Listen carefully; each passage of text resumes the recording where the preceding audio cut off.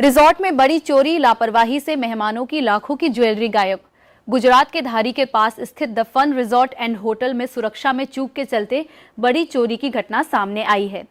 शादी में शामिल होने आए एक परिवार की लगभग 11,50,000 रुपए की ज्वेलरी और नकदी चोरी हो गई। बताया जा रहा है कि चोर होटल के पीछे की कॉमन दीवार फांदकर अंदर घुसा और वारदात को अंजाम देकर फरार हो गया। यह पूरी घटना सीसीटीवी कैमरे में भी कैद हुई है। घटना की सूचना मिलते ही पुलिस मौके पर पहुंची और जांच शुरू कर दी। चोर की तलाश के लिए डॉग स्क्वाड की मदद ली जा रही है।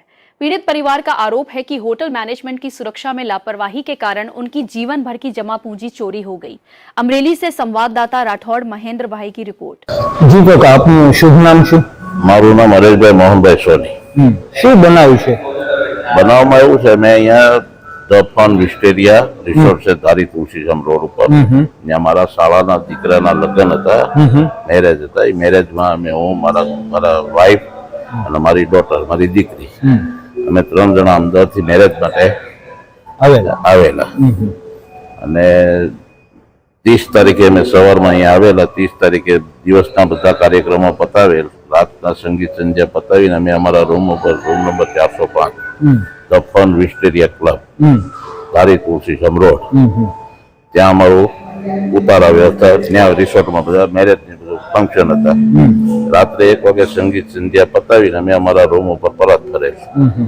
રાતના સમય હોવાથી, આરામ કરવાનો ટાઈમ હોવાથી મારી પત્નીએ એમનો પોતાનો જે પહેરેલ દાગીનો, મંગળસૂત્ર, 3 વીંટી, બુટી અને ઘડિયાળ એ પોતાના પર્સમાં મૂકે અને પર્સ પોતાનો માથાની બાજુમાં રાખે। રાત્રિના સમયે સીસીટીવી ફૂટેજના આધારે રાતને 3:32 થી 3:57 સુધીમાં બહારની વંડી ઠેકીને માણસ આવેલો અને એ દાગીના અમારા ત્યાંથી ચોરી કરી ગયેલ છે।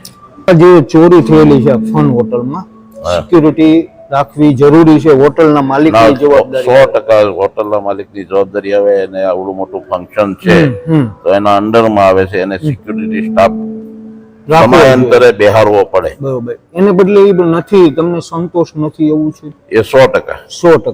તમે જે ખર્ચ કરીને આજે આવડો મોટો રિસોર્ટ ફંક્શન રાખેલું હતું, કાર્યક્રમ હતો, લગ્ન હતો, એની અંદર જે ફન હોટલના માલિક છે એને તમને સિક્યુરિટી પૂરી પાડી નથી શક્યા અને આજે તમારે 11.5 લાખ રૂપિયાના દાગીનાની ચોરી થઈ છે, ત્યારે એ માટે જવાબદાર તો હોટલના સંચાલકો 100%। એને સિક્યુરિટી, આવડો મોટો કાર્યક્રમ છે, આવડો મોટો આમાં મેરેજના ફંક્શનમાં જ્યારે લોકો દાગીના પહેરીને આવતા હોય તો સિક્યુરિટી, હોટલની સિક્યુરિટીની ફરજમાં આવે છે કે આવનાર માણસને પૂછવું પડે ભાઈ કોને ત્યાં જવાનું છે, અને એટલી સિક્યુરિટી ના પૂછે તો પણ સિક્યુરિટી બેઠી હોય તો આવનાર વ્યક્તિને થોડોક, અને દિવાલ પણ ઊંચી તો નથી ના, દિવાલે પણ એનો જે કમ્પાઉન્ડ વોલ છે એ નીચી જ છે, હાવ નીચી છે, એને ત્યાં વ્યવસ્થિત કરવી પડે અને સિક્યુરિટી તાર ફેન્સિંગ કરી વ્યવસ્થિત એને કરવી પડે।